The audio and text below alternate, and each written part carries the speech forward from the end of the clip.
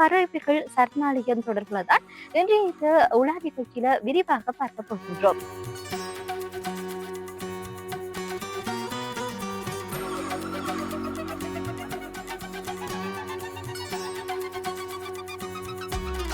நெடுந்தீவில் அமைய பெற்றிருக்க இந்த புறாக்கூடு தான் மிகவும் உயரம் கூடியதாக காணப்படுகிறது. அதே நேரத்துல தனி சிறப்பு வாய்ந்ததாகவும் அமைய பெற்றிருக்கிறது.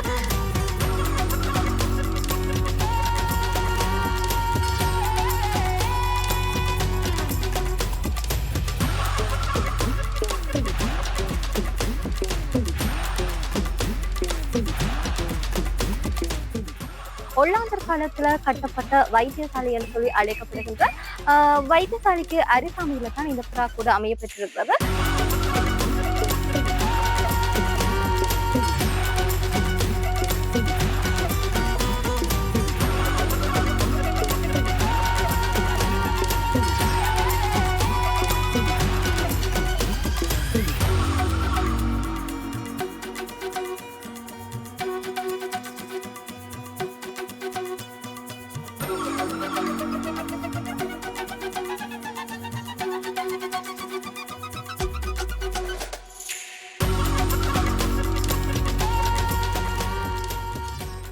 புறாக்கள் ஊடாகத்தான் செய்திகள் அனுப்பப்பட்டிருக்கிறது.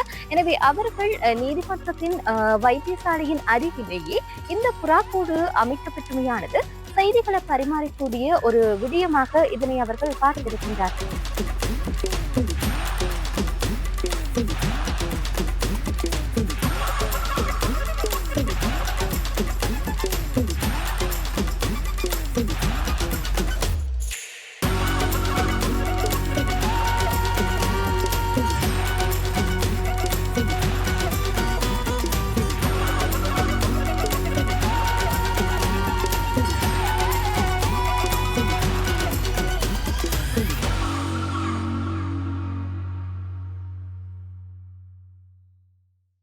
வணக்கம். மற்றொரு உலா நிகழ்ச்சியில் சந்திப்பதில் மகிழ்ச்சி. இன்றைய உலா நிகழ்ச்சியில குறிப்பாக நாங்கள் இந்த பறவைகள் சரணாலயம் தொடர்பாக இதற்கு முன்னரே பார்த்திருக்கின்றோம் யாழ்ப்பாணத்தில்.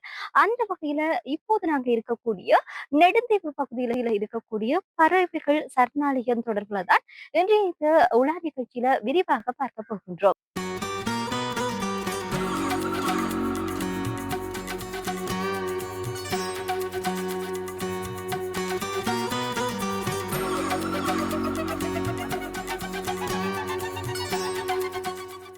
நெடுந்தீவில் ஒல்லாந்தருடைய ஆட்சியை சிறப்பாக அடையாளப்படுத்தும் ஐரோப்பிய கால மரபுரிமை சின்னங்களில் இன்றும் முக்கியத்துவம் வாய்ந்ததாக விளங்குவது பறவைகள் சரணாலயம் எனப்படும் புறாக்கூடு. இந்த அமைப்பானது ஒல்லாந்தராட்சி நடைபெற்ற இலங்கையில் அவர்களினால் கட்டப்பட்ட கட்டட அமைப்புகளில் நெடுந்தீவை தவிர வேறு எந்த பகுதியிலும் சிறப்பாக காணப்படவில்லை என்று கூறலாம்.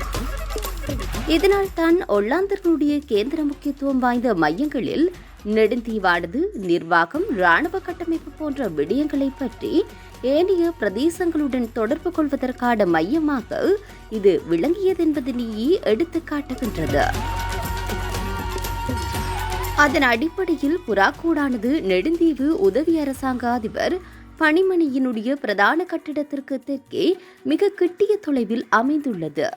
ஒல்லாந்தர் காலத்தில், குறிப்பாக கிறிஸ்துக்கு பின் 1602 தொடக்கம் கிறிஸ்துக்கு பின் 1796க்கு இடைப்பட்ட காலப்பகுதியில் கட்டப்பட்டதற்கான சான்றுகள் கூறுகின்றன. இது கூழாங்கற்களையும் முருகைக்கல்லையும் சுதையையும் மரத்தையும் பயன்படுத்தி அமைக்கப்பட்டவையாகும். இந்த கூடு காணப்படும் பிரதேசம் ஐரோப்பிய காலத்தில் நிர்வாகம், இராணுவ ரீதியில் முக்கியம் பெற்றதாக காணப்படுகின்றது. ஆதி காலத்தில் தகவல் தொடர்பாடலுக்கு புறாக்களும் பயன்படுத்தப்பட்ட வரலாறுகள் உண்டு.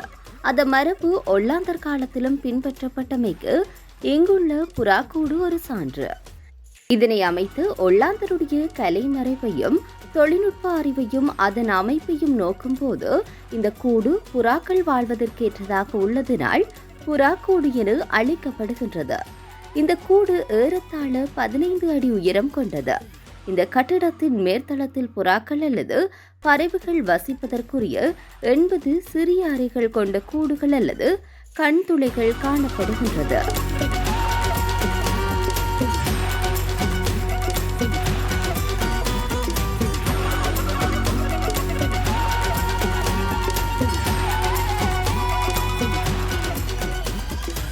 துறையிலும் இவ்வாறான புறாக்கூடுகள்ல குறிப்பிட்டு கூறக்கூடிய ஒரு இடம் அமைய பெற்றிருக்கிறது. அதனை போல நெடுந்தீவுல அமைய பெற்றிருக்கிற இந்த புறாக்கூடு தான் மிகவும் உயரம் கூடியதாக காணப்படுகிறது. அதே நேரத்துல தனி சிறப்பு வாய்ந்ததாகவும் அமைய பெற்றிருக்கிறது.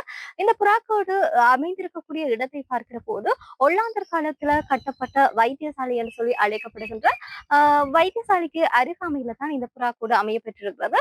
வைத்தியசாலையை பார்க்கிற போது தற்போது சேதமடைந்த நிலையில காணப்படுகிறது.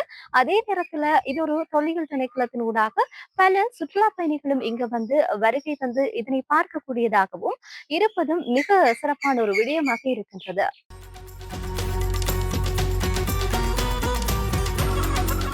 இந்த வகையில் ஒல்லாந்தர் ஆட்சியிலும் ஆங்கிலேயர் ஆட்சியிலும் தெற்காசியாவின் நிர்வாகத்தில் முக்கியம் பெற்ற மையங்களாக நாகப்பட்டினம், சென்னை, கோவை போன்றவை திகழ்ந்தன. எனவே இந்நகரங்களுக்கும் நெடுந்தீவுக்கும் இடையிலான நிர்வாகம், இராணுவ செயற்பாடுகள் தொடர்பான தகவலை பெறுவதற்கு புறாக்கள் மூலம் பரிமாறியிருக்கலாம். இந்த கூடானது ஐரோப்பியர் காலத்தில் இராணுவ நிர்வாக ரகசியங்களை பெறுவதற்கும் அனுப்புவதற்கும் இந்த தீவு மையமாக காணப்பட்டதென்ற வரலாறு இங்குள்ள மக்கள் மத்தியில் இன்னும் நிலவுகின்றது.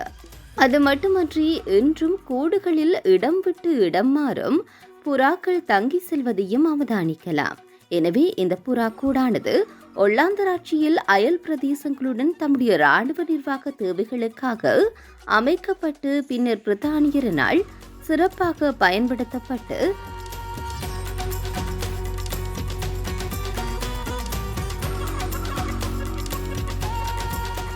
இன்று சுற்றுலா பயணிகளை வியப்பிற்குரிய ரசித்து பார்க்கக்கூடிய ஒரு இடமாக இந்த இடம் மாறியுள்ளது.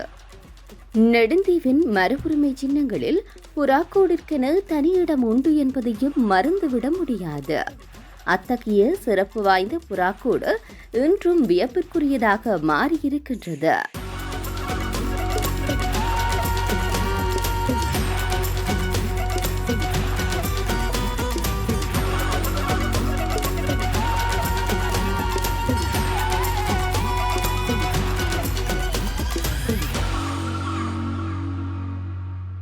இப்ப இருக்கக்கூடிய இந்த இடமானது குறிப்பாக ஒல்லாந்தர் காலத்தினுடைய ஒரு ஆட்சி மையமாக இருந்திருக்கிறது. அதிலும் குறிப்பாக அவர்களுடைய காலத்துல அவர்களுக்கு தேவையான விடயங்கள் அனைத்துமே அருகில அமைக்கப்பட்டிருக்கிறது. அதுதான் மிக முக்கியமான விடயமாக இருக்கிறது.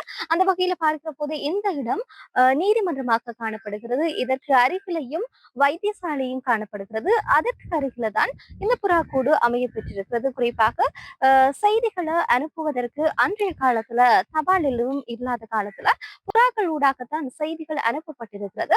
எனவே அவர்கள் நீதிமன்றத்தின் வைத்தியசாலையின் அருகிலேயே இந்த புறாக்கூடு அமைக்கப்பெற்றமையானது செய்திகளை பரிமாறக்கூடிய ஒரு விடயமாக இதனை அவர்கள் பார்த்திருக்கின்றார்.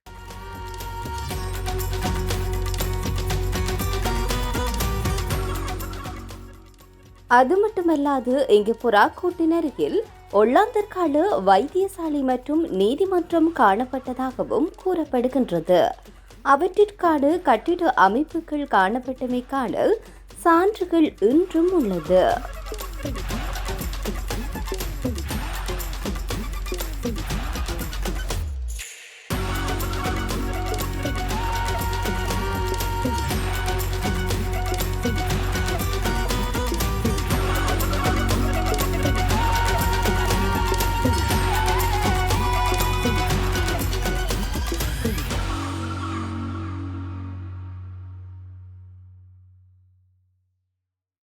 பறவைகள் சரணாலயம் என்று அழைக்கப்படுகின்ற இந்த புறாக்கூடு தொடர்பில் தான் நாங்கள் இந்த உலா நிகழ்ச்சியில விரிவாக பார்த்திருக்கின்றோம். குறிப்பாக ஒல்லாந்தர் ஆட்சி காலத்துல மிகவும் முக்கியத்துவம் வாய்ந்த பல இடங்கள் காணப்படுகின்றது. அவற்றிலும் ஒன்றாகத்தான் இந்த ஒரு இடம் அமைய பெற்றிருக்கிறது. அதன் அடிப்படையில பல விடயங்கள் தொடர்பில் பார்த்திருக்கின்றோம். மற்றும் ஒரு உலா நிகழ்ச்சியில் சந்திக்கும் வரை தயாரிப்பாளர் சகிராஜுடன் விடைபெற்றுக் கொள்ளும் நான் ருஷானி மனோரஞ்சன். நன்றி.